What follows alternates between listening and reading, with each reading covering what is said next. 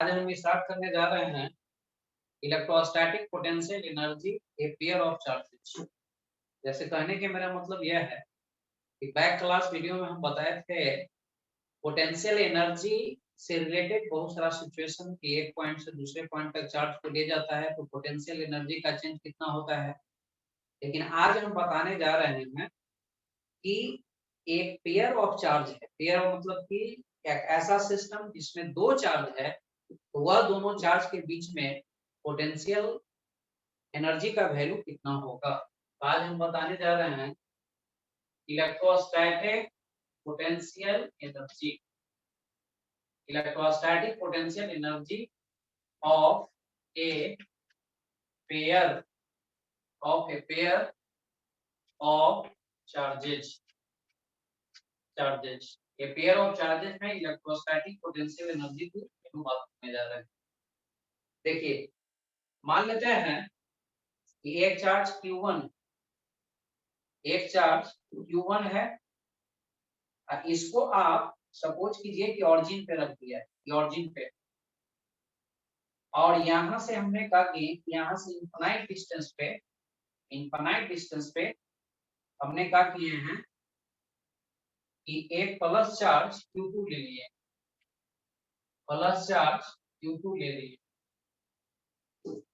यह पॉइंट जिस पॉइंट पे है इसका नाम ए दे देते हैं।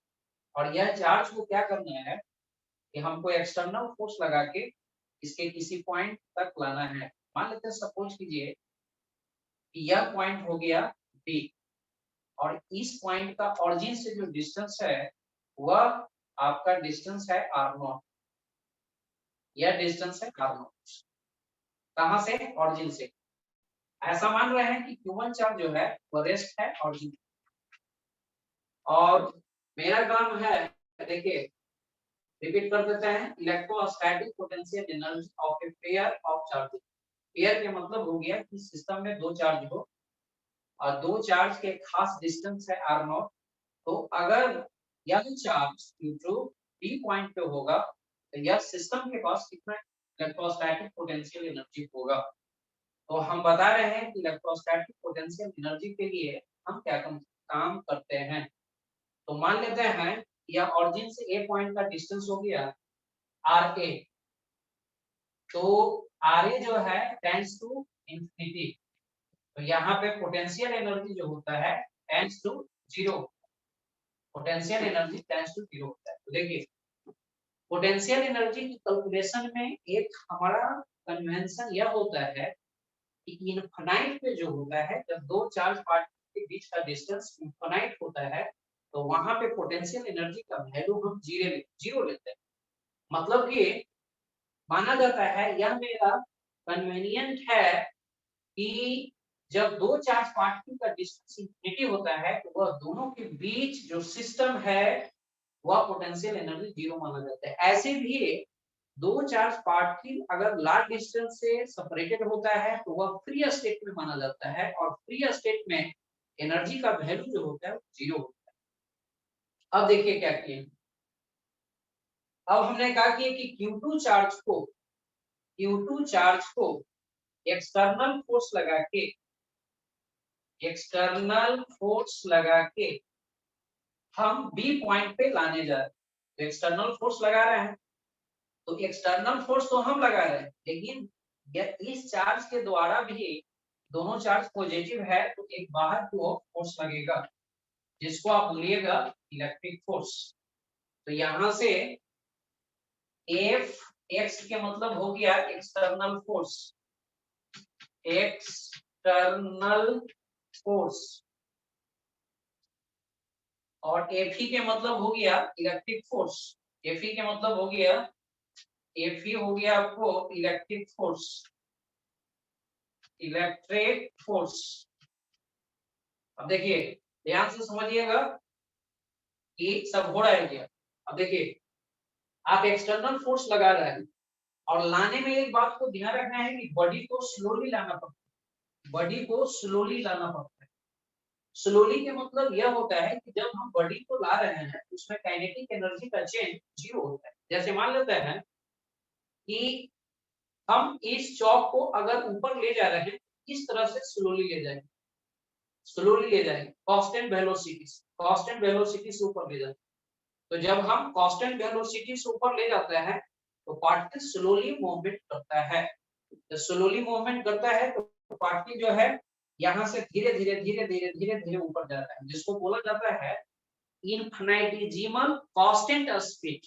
इनफिनिटेसिमल कांस्टेंट स्पीड का मतलब यह हो गया कि स्पीड में कोई किसी प्रकार की कोई चेंजिंग नहीं होगा। इनफिनिटेसिमल के मतलब वह स्पीड टेंड्स टू जीरो होगा। टेंड्स टू जीरो के मतलब है कि वह एकदम कम स्पीड होगा, एकदम मरल टाइप के आएगा, पार्टिकल धीरे धीरे धीरे धीरे एकदम मरल टाइप के चलेगा। तो एक्सटर्नल फोर्स लगा के आपको फास्ट नहीं लाना है, स्लोली लाना है। और स्लोली के मतलब यही होता है कि वेलोसिटी आपका कांस्टेंट रहेगा।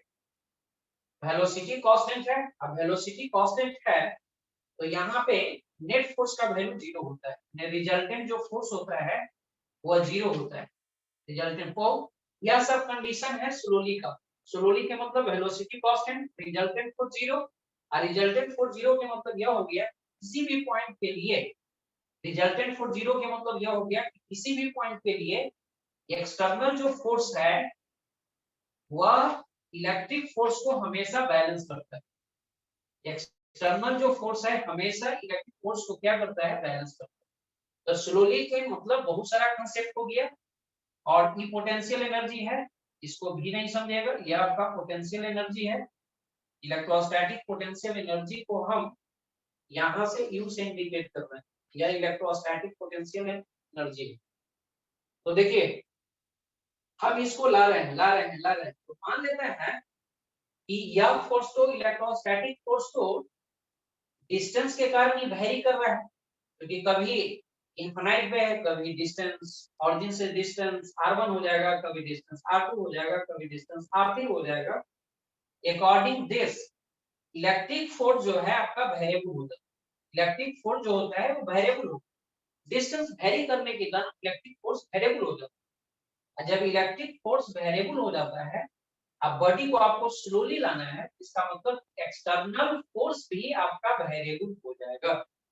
जैसे ही एक्सटर्नल फोर्स वेरिएबल हो जाएगा तो इसका मतलब यह हुआ कि जब आप वर्क डन निकालिएगा वह इंटीग्रेशन मेथड से निकालिएगा, क्योंकि हम आपको बहुत पहले ही बताए थे कि जहां कांस्टेंट फोर्स होता है वर्क डन डायरेक्ट निकाल सकता है, लेकिन जहां भी वेरिएबल फोर्स होगा वहां पे हम जब भी वर्क डन निकालते हैं तो इंटीग्रेशन मेथड से निकालते हैं।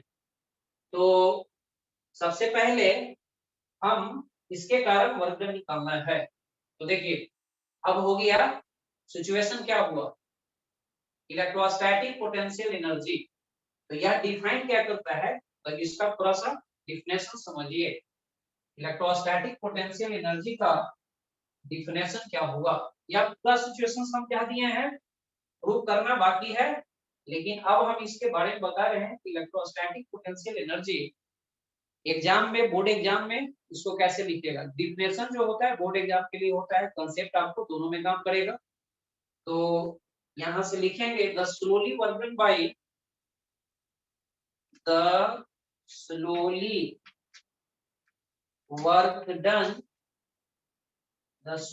work done by the external agent, the slowly work done by external agent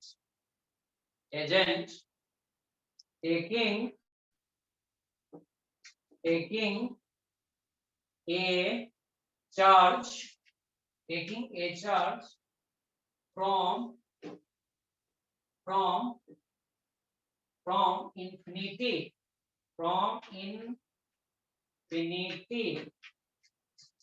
to the point of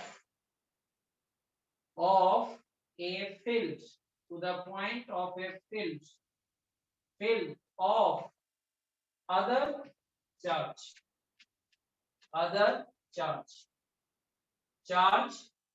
या चार्जेज। ऐसे यहाँ पे हम एक सिंगल चार्ज लिए हैं, इसी कारण से अभी चार्ज पे बात कर रहे हैं, फिर चार्जेस पे बात करेंगे।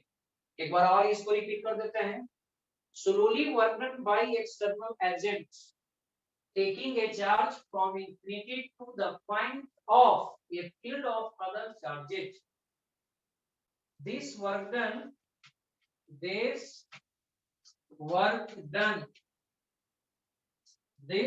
done stored in form of potential energy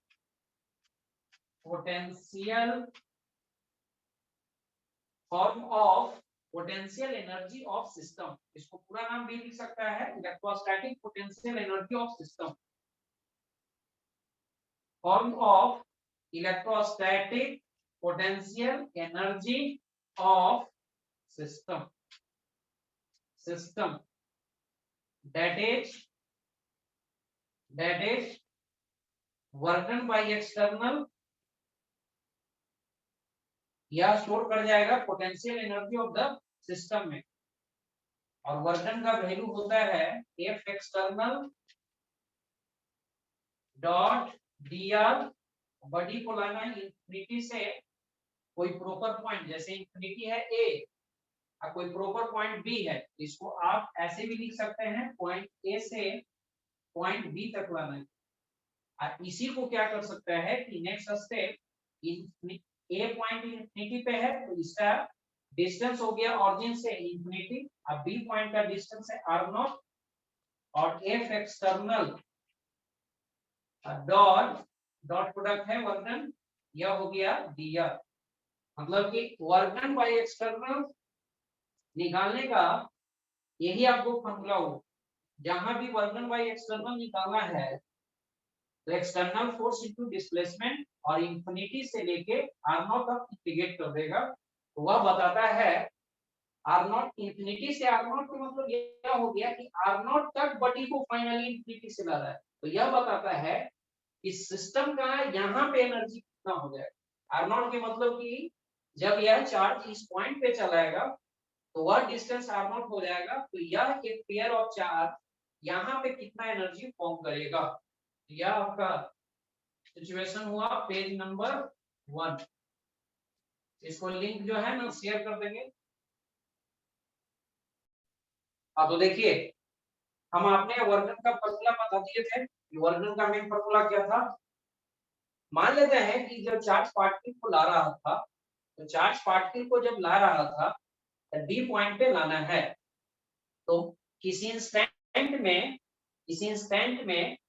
हम r डिस्टेंस पे चार्ज पार्टिकल को लाए. किसी इंस्टेंट में हम r डिस्टेंस पे चार्ज पार्टिकल को लाए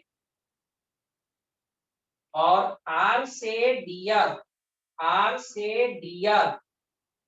डिस्प्लेसमेंट करने में r से dr डिस्प्लेसमेंट में हमको कितना वर्क डन करना पड़ा था. तो किसी इंस्टेंट में हम r डिस्टेंस पे चार्ज पार्टिकल को लाए तो r पे dr डिस्प्लेसमेंट में हमने आपको लिखे थे कि वर्क डन जो था जो एनर्जी के रूप में स्टोर किया था वही था इंफिनिटी से r0 डिस्टेंस और F एक्सटर्नल और डिस्प्लेसमेंट हो गया dr. एक डिस्प्लेसमेंट dr हो गया डिफरेंशियल वर्क डन. मान लेते हैं कि बॉडी किसी इंस्टेंट में यहाँ है और यहाँ से एक स्मॉल डिस्प्लेसमेंट dr. जब भी हम r पे dr फॉरवर्ड डायरेक्शन में कंसीडर करेंगे तो यह मानेंगे कि एक्सटर्नल फोर्स आप अंदर क्यों लगा रहा है. अब बॉडी में डिस्प्लेसमेंट जो हो रहा है बाहर क्यों हो रहा है. तो यह मैथमेटिकल एक्सप्रेशन है कि x पे dx कंसीडर करते हैं, y पे dy कंसीडर करते हैं, r पे dr कंसीडर करते हैं. ये आपको फिक्स रखना पड़ेगा.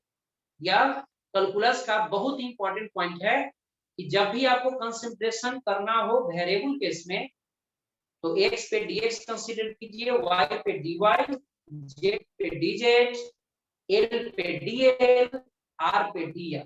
तो उसी तरह से हमने क्या किए इस इंस्टेंट में r पोजीशन पे बॉडी r था और स्मॉल डिस्प्लेसमेंट dr हुआ, उसके लिए वर्क डन का वैल्यू हो गया. अब देखिए यहाँ पे इस पॉइंट पे एक्सटर्नल फोर्स अंदर की ओर लग रहा है और डिस्प्लेसमेंट dr जो है वो बाहर की ओर. डिस्प्लेसमेंट जो है यह एक्सटर्नल फोर्स अंदर की ओर है और डिस्प्लेसमेंट जो है बाहर की इधर डिस्प्लेसमेंट आर पे dr डिस्प्लेसमेंट जो लिया है आपने इधर लिया है। हाँ लेकिन external force electric force fix है कि वह इलेक्ट्रिक फोर्स जो हो रहा है वो ऑलवेज जो है बाहर की ओर है। तो यहाँ से फोर्स और डिस्प्लेसमेंट तो हम आपको बताए थे कि पोटेंशियल एनर्जी इंफिनिटी से आर नॉट और यहाँ हो गया एफ एक्सटर्नल और डी आर और cos 180 डिग्री 180 डिग्री ये फॉर्मूला हो गया a dot b equal to a b cos theta पे यह फॉर्मूला बना है। तो a dot b a b cos theta से तो यह हो गया cos 180 माइनस 1 यह आपका हो जाएगा इंफिनिटी से r naught minus F external यह हो गया dr।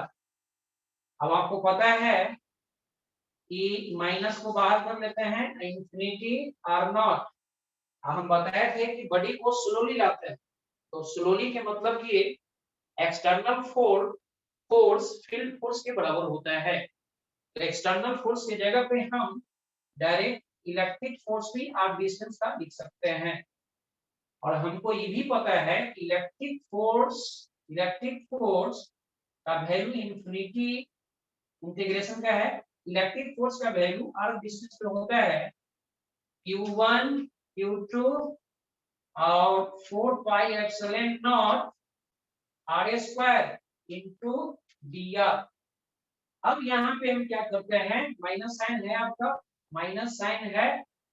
अब हम क्या करते हैं कि माइनस Q1 Q2 और 4 पाई एप्सिलॉन नॉट बाहर कर लेते हैं यह हो गया dr upon r square infinity up to r naught minus Q1 Q2 4 pi epsilon naught और d अपॉन आर स्क्वायर का इंटीग्रेशन होता है minus 1 by r minus 1 by r infinity to r naught. अब इसको वैल्यू पुट कीजिएगा तो minus को बाहर कर लीजिएगा और लिमिट पुट कीजिएगा तो यह वैल्यू हो जाएगा Q1 Q2 4 pi epsilon naught into r naught. तो यह बताया आपको कि अगर दो charge particle r naught distance पे रहता है तो उसके बीच का पोटेंशियल एनर्जी का वैल्यू जो होता है पोटेंशियल एनर्जी हो गया U दो चार्ज पार्टिकल के बीच तो Q1 Q2 और 4 pi epsilon naught r naught यही आपको पोटेंशियल एनर्जी का वैल्यू होता है दो चार्ज पार्टिकल के बीच में। आज से आपको याद रखना है कि दो चार्ज पार्टिकल के बीच में पोटेंशियल एनर्जी का जो वैल्यू होता है वो होता है Q1 Q2 4 pi epsilon naught into r। बताया गया कि अगर दो चार्ज पार्टिकल r डिस्टेंस से सेपरेटेड होगा तो उसके बीच का एक खास एनर्जी होता था।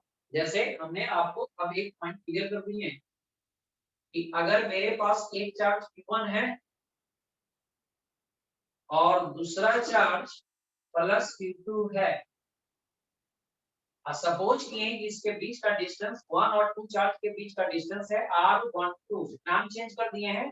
जैसे हम R0 जो मानते थे ठीक है ना R0 दो चार्ज पार्टिकल के बीच का डिस्टेंस जो R0 मानता था थोड़ा सा स्पेसिफिक नाम दे दिए हैं कि डिस्टेंस बिटवीन 1 और 2 चार्ज पार्टिकल।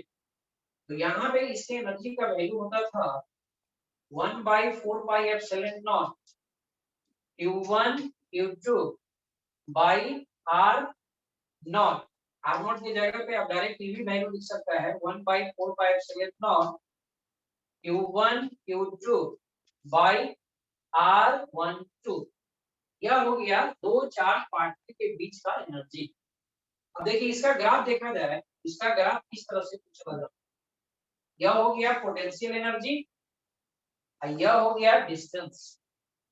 तो देखिए होता क्या है कि जब यह डिस्टेंस का वैल्यू बहुत कम होता है बहुत कम के मतलब 10 to 0 मतलब यह चार्ज को अगर पूरा क्लोज में रखते हैं मतलब एकदम क्लोज।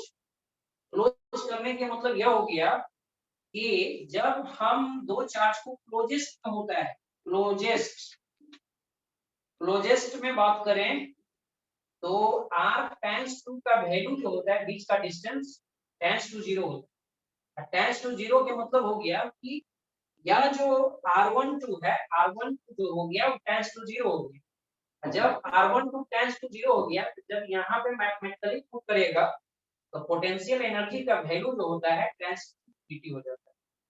तो मेरा यह पॉइंट क्लियर हो रहा है कि जब दो चार्ज पार्टिकल के बीच का डिस्टेंस अगर टेंड्स टू 0 हो रहा है, तब उस केस में उसका पोटेंशियल एनर्जी का वैल्यू जो है ना इनफाइनाइट हो जाता है। यही कारण है कि चार्ज पार्टिकल न्यूक्लियस में जो होता है बहुत ही स्मॉल डिस्टेंस से सेपरेटेड होता है। यही कारण है कि वहां पे न्यूक्लियस में जो है पोटेंशियल एनर्जी बहुत ही हाई होता है, बहुत ही हाई। उसको जो है ना तोड़ने के लिए बहुत आपको सोचना पड़ेगा, ठीक है ना। नॉर्मल नॉर्मल जो जो बाइंडिंग है आराम से टूट जाता है, लेकिन न्यूक्लियस को टूटने के लिए बहुत ही लार्ज अमाउंट ऑफ एनर्जी की जरूरत पड़ता है। तो वजह यही होता है कि पार्टिकल जो है ना बहुत ही क्लोज डिस्टेंस पे होता है, टेंस टू 0 पर इंफिनिटी हो रहा है। टेंस टू 0 नहीं होता है, हमारा साइन जो है 10 के पावर माइनस 15 मीटर इतना को मेजर कर दिया है। 1 फर्मी देखिए 10 के पावर माइनस 15 मीटर, देखिए सोच रहा है 1 मीटर हमारा इतना होता है, 10 के पावर माइनस 15 1/15 को 0 उतना को हमको मेजर कर दिया। वही सब वैल्यू जो है ना हमारा टेंस टू 0 में जाता है और उस केस में वैल्यू इंफिनिटी हो जाता है। तो सेकेंड सिचुएशन हो गया कि फार जब डिस्टेंस होगा, फार डिस्टेंस, फार के मतलब हो गया r12 का वैल्यू जो हो गया वह इंफिनिटी हो गया। r12 का वैल्यू इंफिनिटी हो गया, तो जब इंफिनिटी जब यह वैल्यू हो जाएगा तो फलानवा आई हो गया चिलानवा बाय इंफिनिटी। तो चिलानवा बाय इंफिनिटी कुछ भी रहेगा तो वह टेंस टू 0। इसका मतलब कि यह वैल्यू आपको हो गया टेंस टू 0। तो हमको दो स्पेसिफिक पॉइंट ग्राफ खींचने में मिल गया, क्योंकि हम चाहते तो डायरेक्ट ग्राफ खींच सकते थे कि देखो यार ऐसा ग्राफ होता है, इसको याद कर लो, लेकिन हमने वैसा कुछ नहीं किया है।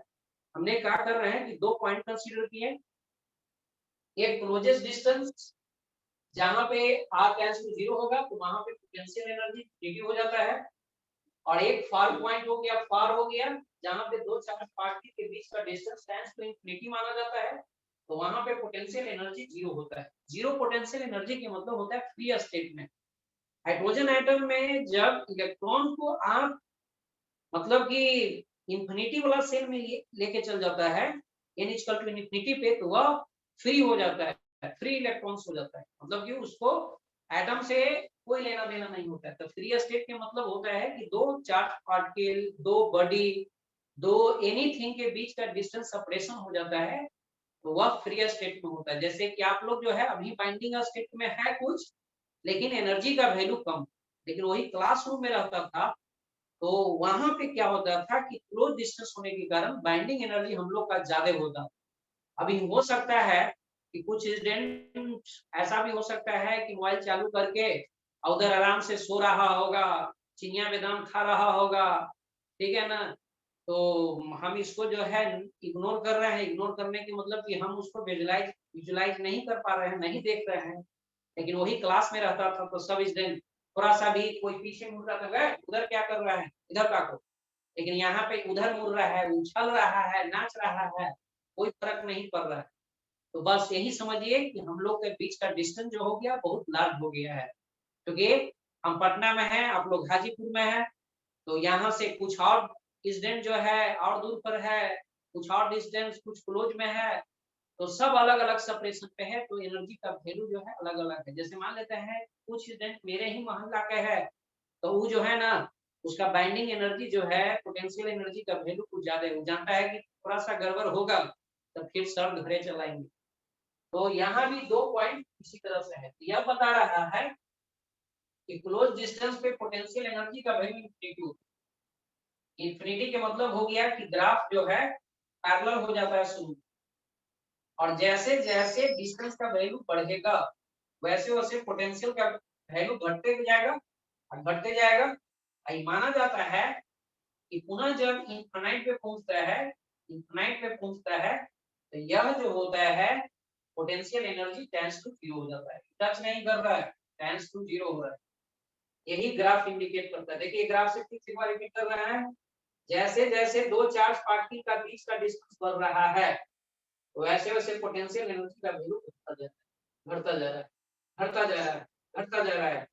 और जब वही दो चार्ज पार्टिकल के बीच का डिस्टेंस इंफिनिटी हो जाएगा तो उस केस में पोटेंशियल एनर्जी का वैल्यू जीरो हो जाएगा। अब एक सिचुएशन और देखा जाए, यह तो दोनों पॉजिटिव चार्ज, लेकिन मान लेते हैं कि एक पॉजिटिव चार्ज है और आपने क्या किया कि दूसरा नेगेटिव चार्ज ले लिया, -q2 ले लिया। अब देखा जाए तो देखिए यहाँ पे क्या होगा, पॉजिटिव चार्ज में आप फोर्स अंदर क्यों लगाता था, इंफिनिटी से लाने में, नेगेटिव चार्ज है तो फोर्स बाहर क्यों लगाना पड़ता, डिस्प्लेसमेंट यहाँ पे अंदर क्यों होगा। तो यहाँ तो ठीक है भाई, आपने फोर्स अंदर क्यों लगाया, डिस्प्लेसमेंट भी अंदर क्यों हुआ, तो वर्क का वैल्यू पॉजिटिव हो गया, पोटेंशियल एनर्जी पॉजिटिव हो गया, कुछ नहीं करना है। लेकिन यहाँ पे देखा जाए तो आपने यह पार्टिकल जो है वह पार्टिकल नेगेटिव, तो नेगेटिव पार्टिकल है, यह दोनों के बीच जो फोर्स लगा होगा अट्रैक्शन का लगा होगा, तो यहाँ पे इलेक्ट्रिक फोर्स जो हुआ होगा अंदर की ओर लगा और आपने इस पर फोर्स लगाया होगा बाहर की ओर, और इंफिनिटी से लाया होगा कोई आर डिस्टेंस पे, आर नॉट डिस्टेंस पे, जिसको r naught distance between charge particle 1 and 2 मान रहा है। तो देखिए फोर्स लगा रहे हैं आप इधर, डिस्प्लेसमेंट हो रहा है अंदर, तो श्योर हो गया होगा कि वर्किंग का वैल्यू यहाँ पे नेगेटिव हुआ होगा, नेगेटिव वर्क पोटेंशियल एनर्जी भी नेगेटिव हो जाएगा।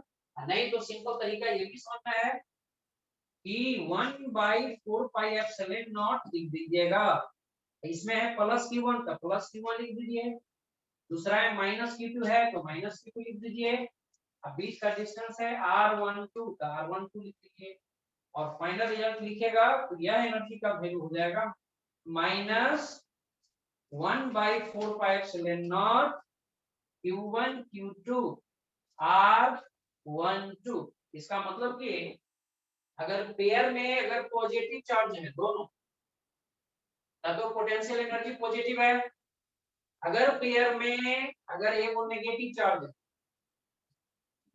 चार्ज है और दूसरा भी नेगेटिव चार्ज है, तो यहाँ भी माइनस माइनस प्लस होगा, दोनों केस में पोटेंशियल एनर्जी का वैल्यू पॉजिटिव होगा, ग्राफ ऐसा होगा। लेकिन एक पेयर ऑफ चार्ज में एक प्लस चार्ज है दूसरा माइनस चार्ज है, तो इस केस में क्या होगा कि पोटेंशियल एनर्जी का वैल्यू नेगेटिव, और पोटेंशियल एनर्जी का वैल्यू जब नेगेटिव हो जाएगा इसका ग्राफ में थोड़ा सा बदलाव हो जाएगा, थोड़ा सा ग्राफ उलट जाएगा, थोड़ा सा ग्राफ नीचे आ जाएगा पोटेंशियल एनर्जी नेगेटिव का, तो हम इस लाइन को ऊपर लेंगे ताकि हम नीचे आराम से बना सके। यह मेरा ऑरिजिन है, यहाँ पे ही बताएगा कि जब यह टेंड्स टू जीरो होगा तो माइनस इंफिनिटी नीचे हो गया, और जैसे जैसे डिस्टेंस बढ़ेगा तो देखिए ग्राफ ऊपर उठ रहा है, वैल्यू बढ़ रहा है, और यह जो हो जाएगा टेंड्स टू जीरो पर पहुंच जाता है। ठीक है ना, इस टाइप के सिचुएशन आपको क्रिएट होगा। तो फाइनल आप कॉन्सेप्ट यह समझा कि दोनों pair of charge, a pair of charge same nature का हो रहा है तो पोटेंशियल एनर्जी पॉजिटिव हो, सेम नेचर का होगा तो पोटेंशियल एनर्जी पॉजिटिव हो, अगर a pair of charge opposite nature का होगा तो पोटेंशियल एनर्जी नेगेटिव में हो जाएगा। आगे ये भी बात करेंगे कि यहाँ यह पोटेंशियल एनर्जी बहुत ज्यादा होता है, ये हाई पोटेंशियल एनर्जी को शो करता है, हाई लो पोटेंशियल एनर्जी को शो करता है। तो यह जो होता है अस्टेबल शो करता है, अस्टेबल के मतलब यह हो गया कि जैसे ही इसको छोड़ेगा तो और पास आना चाहेगा, यह अनस्टेबल शो करता है मतलब कि जैसे ही इसको रिलीज करेगा यह दूर जाना चाहेगा। जैसे मान लेते हैं कि अगर किसी आदमी से आप नफरत करता है, दैट मीन्स उसको देख के आपको गुस्सा आ जाता है, आपका पूरा खून जो है ना लाल से जो है ना एकदम अग्नि की तरह और ज्यादा लाल हो जाता है, तब चाहेगा कि उस आदमी से हम दूर जाएं, दूर जाएं, दूर जाएं। इसका मतलब यह हो गया कि वहां पे आपका दूर जाने के मतलब है कि आप अनस्टेबल स्टेट में है, अनस्टेबल स्टेट में। अब वही अगर मान लेते हैं कि किसी आदमी से आप गला मिलना चाहता है, एकदम हमेशा जैसे ही मिलता है तो हगिंग हो जाता है, तो उस केस के मतलब यह है कि वह जो है नेगेटिव एनर्जी स्टेबिलिटी को शो करता है। तो याद रखिएगा, पॉजिटिव एनर्जी अनस्टेबल सिचुएशन को शो करता है और नेगेटिव पोटेंशियल एनर्जी स्टेबिलिटी को शो करता है। तो यह हो गया अनस्टेबल, पॉजिटिव एनर्जी अनस्टेबल होता है और नेगेटिव एनर्जी स्टेबल होता है। ऐसे जहां पर भी हम नोट करके स्टूडेंट देते हैं पोटेंशियल एनर्जी पॉजिटिव हो जाता है तो सिस्टम अनस्टेबल होता है। सिस्टम जो है, सिस्टम अनस्टेबल, अनस्टेबल हो जाता है। जहां पे पोटेंशियल एनर्जी का वैल्यू नेगेटिव हो जाता है तो सिस्टम जो हो जाता है अस्टेबल हो जाता है। अस्टेबल के मतलब यह हो गया कि उसके बीच का डिस्टेंस बना अट्रैक्शन का फोर्स हो जाता है। या मतलब ये भी बोल सकता है कि जहां पे पॉजिटिव एनर्जी है तो वहां पे फोर्स जो है, फोर्स रिपल्सन नेचर का होगा, रिपल्सिव नेचर का फोर्स होगा। ज्यादा फोर्सेस से ज्यादा आप लोग खेती करिए इसको, और ज्यादा सुटेबल है। पॉजिटिव एनर्जी जहां हो गया, फोर्स जो होगा वह फोर्स जो होगा रिपल्सिव नेचर का होगा, रिपल्सिव नेचर, रिपल्सिव, रिपल से समझ लीजिएगा। जहां पे फोर्स माने पोटेंशियल एनर्जी नेगेटिव हो जाएगा तो फोर्स से ज्यादा सुटेबल है, तो ये जो फोर्स जो हो जाता है अट्रैक्टिव नेचर का होगा। ये जनरल कांसेप्ट है, यह इलेक्ट्रोस्टैट में देख रहा है, लेकिन हम इलेक्ट्रोस्टैट की बात नहीं कर रहे हैं। यह जनरल कांसेप्ट है कि जहां पे पॉजिटिव एनर्जी होता है वहां का फोर्स रिपल्सिव होता है, रिपल्स करता है, और जहां पे एनर्जी नेगेटिव होता है वहां फोर्स अट्रैक्टिव नेचर का होता है। और जहां पॉजिटिव होता है, ठीक है ना, स्टेबिलिटी ज्यादा शो करता है, क्योंकि आगे हम बताएंगे कि पॉजिटिव एनर्जी जो होता है मोस्ट स्टेबल को अनस्टेबल को शो करता है, नेगेटिव एनर्जी जो होता है मोस्ट स्टेबिलिटी को शो करता है। तो आगे हम ये लोग जो है ना बारी बारी से डिस्कस करेंगे।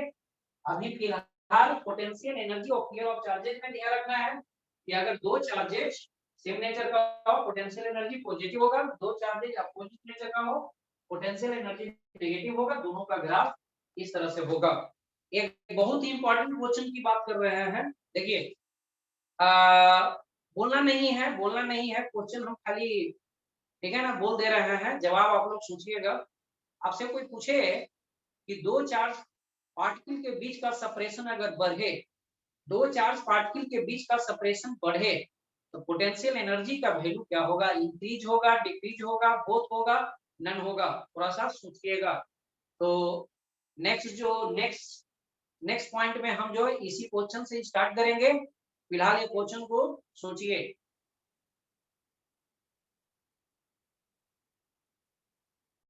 आप तो देखिए हमने आपको बता दिए हैं कि दो चार्ज के बीच में इलेक्ट्रोस्टैटिक पोटेंशियल एनर्जी का वैल्यू क्या होगा। हमने ये भी बता दिए कि पॉजिटिव नेगेटिव चार्ज रहेगा तो इलेक्ट्रोस्टैटिक पोटेंशियल एनर्जी का वैल्यू क्या होगा। अब थोड़ा सा हम यह बताने जा रहे हैं कि दो चार्ज से ज्यादा बढ़ा देते हैं, तीन चार्ज हो जाता है, चार चार्ज हो जाता है, सिस्टम में पांच चार्ज हो जाता है। अगर इस टाइप के एक सिस्टम ऑफ चार्ज है और उसमें अगर कोई चार्ज को ले ला रहे हैं तो कितना वर्क करेंगे, या तो वह सिस्टम ऑफ चार्ज है तो उसमें इलेक्ट्रोस्टैटिक पोटेंशियल एनर्जी क्या होगा, यह सब के बारे में हम बात करने जा रहे हैं। देखिए थोड़ा सा अब हम बात करने जा रहे हैं electrostatic potential energy of A system, system has three charges. अभी थ्री चार्जेस पे बात कर रहे हैं, थ्री चार्जेस, फिर उसी तरह से फोर चार्जेस कर देंगे क्योंकि यहाँ से क्लियर हो जाएगा, जनरल फॉर्मूला में हो जाएगा। जैसे ही हम थ्री चार्ज पे बात करेंगे यार तो फिर फोर चार्ज पर भी हो जाएगा, पांच चार्ज पर भी हम एक जनरलाइज फॉर्मूला दे देंगे जिससे एकदम नेट एंड क्लीन हो जाएगा। तो सबसे पहले जो हम बात कर रहे हैं वही लिख रहे हैं, electrostatic potential energy of A system has three charges. 3 charges का एक सिस्टम बना हुआ है, तो वहां पे इलेक्ट्रोस्टैटिक पोटेंशियल एनर्जी का वैल्यू कितना होगा। तो चलिए देखिए, देखिए ध्यान से, रेडी है, ओके। मान लेते हैं कि यह Q1 चार्ज, यह Q1 चार्ज यहाँ पे है, और हमने कहा कि इंफिनिटी से एक चार्ज को लाएं, इंफिनिटी से ला रहे हैं, वही तो काम शुरू से कर रहे हैं, Q2 चार्ज को लाएं, Q2 चार्ज के लाएं। तो इस केस में हमने वर्क किए थे W1, नाम दे रहे हैं, और इसके बीच का डिस्टेंस हो गया R12।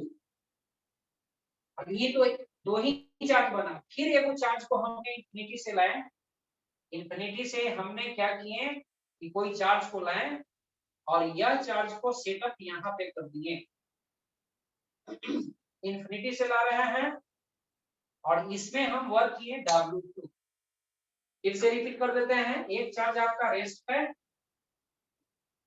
दूसरे चार्ज को इंफिनिटी से इसी पॉइंट तक लाने में उसके बीच का डिस्टेंस R12 करने में हमने जो वर्क किया W1 किया। हम वर्क कर रहे हैं ये थर्ड चार्ज को प्लस Q3 को इंफिनिटी से कोई r डिस्टेंस तक लाने में, यहाँ पे दो डिस्टेंस पड़ रहा है, इसके बीच भी कुछ सेपरेशन हो जाएगा R13 और इसके बीच भी एक सेपरेशन बन जाएगा R23। तो देखिए अब एक सिस्टम बन गया, यह एक सिस्टम बन गया, सिस्टम ऑफ 3 चार्जेस। तो यह सिस्टम के पास इलेक्ट्रोस्टैटिक पोटेंशियल एनर्जी कितना होगा यही जान रहे हैं। तो देखिए कितना आराम से हो जा रहा है।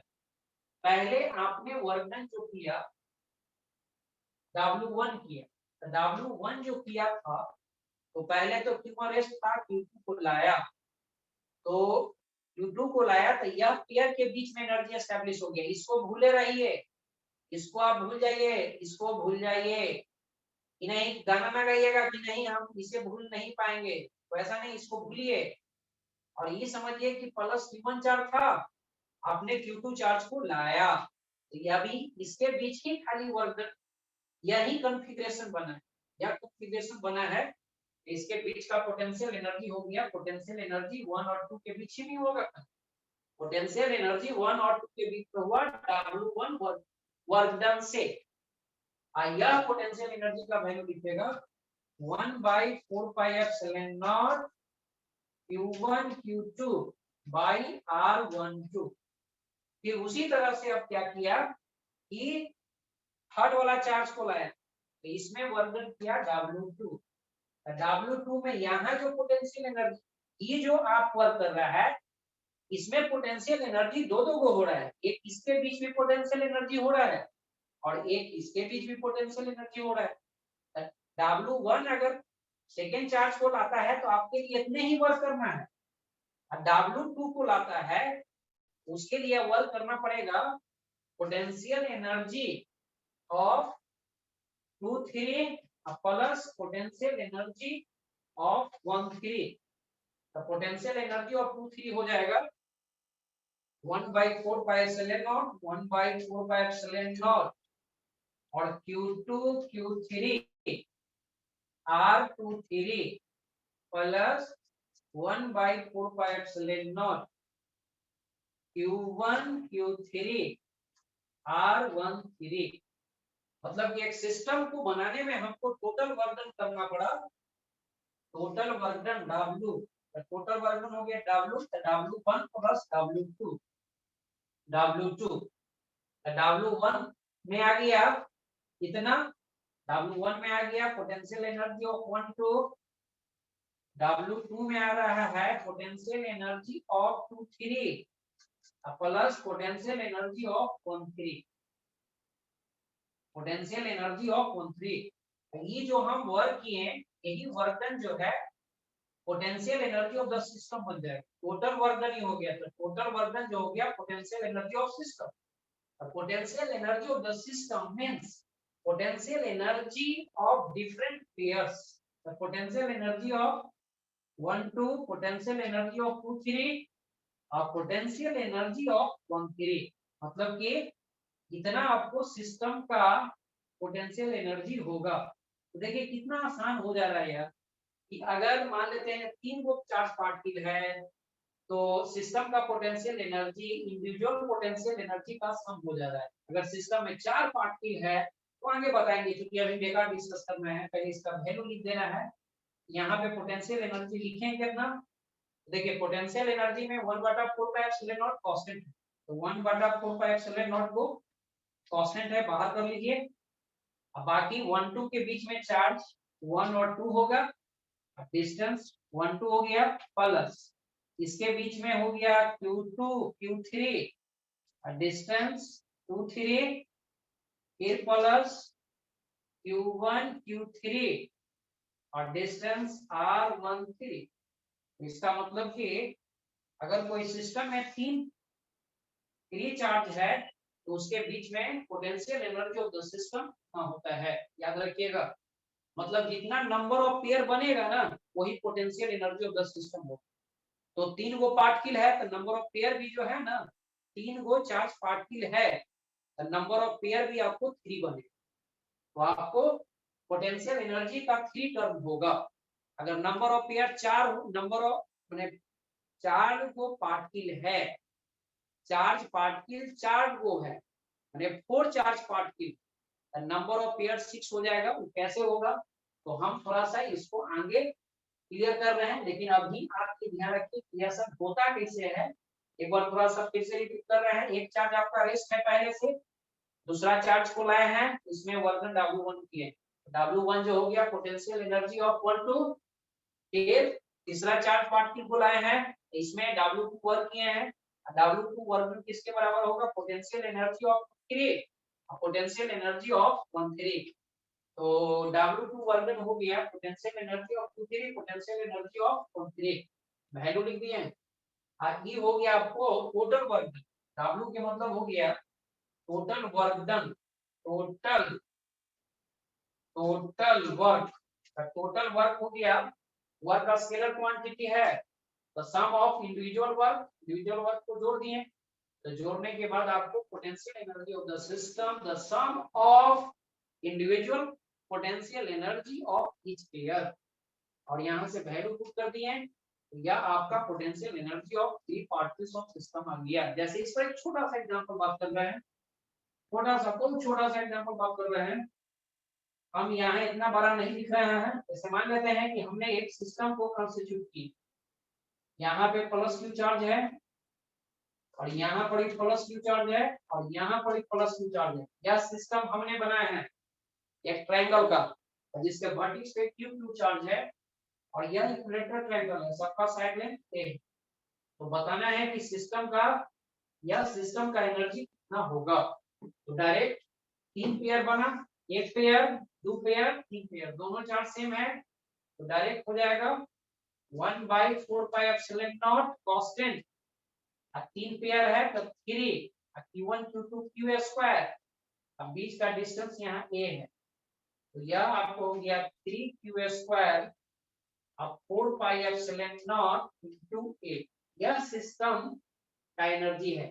इसके साथ साथ एक बहुत ही इंपॉर्टेंट पॉइंट है कि यह सिस्टम को ब्रेक करने में, इसको तोड़ देने में, इसको तोड़ देने में हमको कितना वर्क डन करना पड़ेगा, तो हम इंट्रोडक्शन में बहुत ही इंपॉर्टेंट फॉर्मूला दिए थे, ठीक है ना, कि वर्क डन बाय जो एक्सटर्नल जो होता है वह चेंज ऑफ पोटेंशियल एनर्जी। तो पहले यह सिस्टम बना हुआ है, इसको तोड़ देना है, तो तोड़ देने का मतलब यह हो गया कि सब बिखर जाना चाहिए। अब बिखरने का मतलब है कि सब इंफिनिटी पे चला जाना चाहिए। तो वर्क डन बाय एक्सटर्नल होता है चेंज ऑफ पोटेंशियल एनर्जी। तो पोटेंशियल एनर्जी आफ्टर ब्रेकिंग, तो ब्रेकिंग का मतलब हो गया potential energy infinity minus potential energy of system. तो वर्क डन बाय एक्सटर्नल जो हो जाएगा इंफिनिटी पे 0 और सिस्टम का पोटेंशियल हो गया माइनस 3Q स्क्वायर अब 4 pi epsilon naught into a। तो आपका फाइनल आंसर हो जाएगा माइनस 3Q स्क्वायर और 4 pi epsilon naught into a। मतलब कि देखिए यहाँ पर दो क्वेश्चन है, सिस्टम का एनर्जी कितना है, इसका आंसर हो गया 3Q square 4 pi epsilon naught into a। इस सिस्टम को ब्रेक करने में कितना वर्क डन करेगा, यह एक पार्ट हो गया, ये दूसरा पार्ट हो गया। सिस्टम को ब्रेक करने में कितना वर्क डन होगा, तो देखिए जितना इसके पास पॉजिटिव एनर्जी है उतना ही नेगेटिव एनर्जी हम सप्लाई कर देंगे, तो इसके पास नेट एनर्जी जीरो हो जाएगा, और जीरो के मतलब हो गया कि क्लियर स्टेट में आ गई। तो जितना पॉजिटिव एनर्जी है उसके अपोजिट में एक्सटर्नल हमको करना पड़ेगा। इसमें बोलेगा कि फील्ड कितना वर्क करेगा, क्योंकि फील्ड जो फोर्स लग रहा है सब एक दूसरे को धक्का उक्का मार रहा है, तो एक कंजर्वेटिव फील्ड है। तो वो भी बताया थे मैं क्लास की एक्सटर्नल जो फील्ड होता है, ये फील्ड जो होता है negative sign of conservative work done by external equal to negative sign of work done by conservative field. तो फील्ड जो वर्क करेगा इतना पॉजिटिव वर्क डन करेगा। मतलब कि हम आपको बैक क्लास में बताए थे कि वर्क डन बाय जो कंजर्वेटिव फील्ड जो होता है वो negative of work done by external होता है। तो एक्सटर्नल के कारण वर्क आपको पता है, यहाँ पे पुट कर दीजिएगा। तो work done by conservative force मतलब कि work done by field force positive हो जाएगा। तो यहाँ से आप बहुत सारा क्वेश्चन को आंसर आप दे सकते हैं। ठीक है, ओके।